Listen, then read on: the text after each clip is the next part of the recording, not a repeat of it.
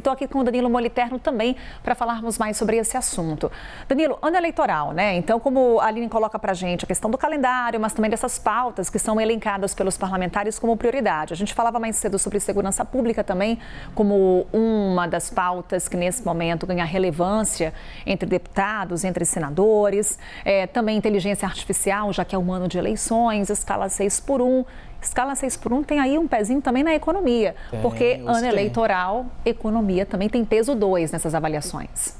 É até interessante a gente olhar para a pauta do dia de hoje do Congresso Nacional, porque a gente tem de maneira muito simbólica aquele que é o principal item da pauta, o Gás do Povo, que é um programa social que tem bastante apelo com a população mais pobre especialmente e que é uma pauta que tem uma conexão importante com as eleições de 2026 e a aprovação do governo federal que vai disputar na figura do presidente Lula a reeleição.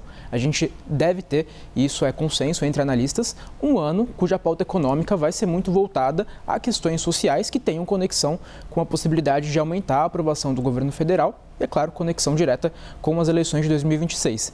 E aí menciono, muito simbólico a gente ter hoje o Gás do Povo, que é um programa novo para garantir gratuidade de botijão de gás, de GLP, para a população, um programa que a gente tem no orçamento orçado em 4,7 bilhões de reais e que, como mencionei, expande, portanto, a possibilidade de as pessoas terem acesso gratuito ao GLP. A gente está falando de um programa que deve dar gratuidade a cerca de 15 milhões de famílias.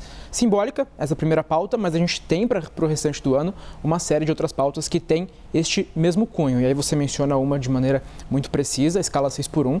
O governo federal pretende ir à frente com essa pauta de acabar com a escala 6x1.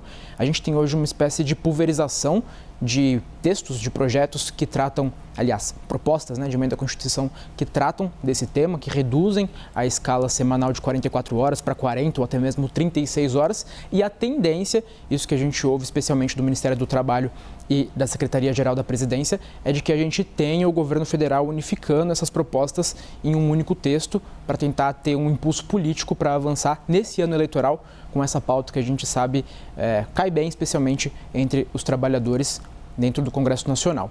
Essa é uma pauta importante, a gente também tem outra pauta do ponto de vista econômico e que também trabalha com esse cunho eleitoral que a gente deve ver andando nesse ano, que é a regulamentação do trabalho por aplicativo.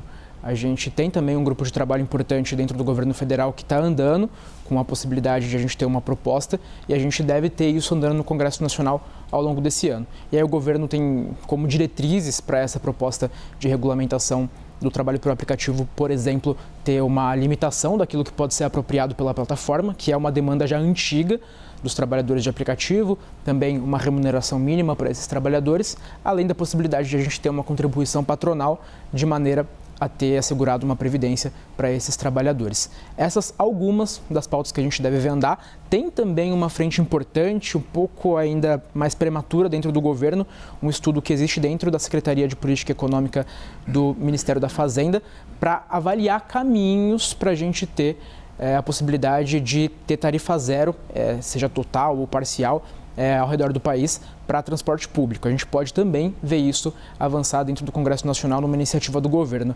Até conversava há alguns dias com o Felipe Salto, que é o economista-chefe da Warren, e ele indicava que o Ministério da Fazenda nesse ano tem um papel até de goleiro, porque neste ano a gente deve ver de fato essas pautas sociais que têm um cunho eleitoral como centro da agenda econômica do governo. Esse é o custo de tudo isso, né? Exato. Também que nesse momento acende alguns alertas, inclusive entre os analistas.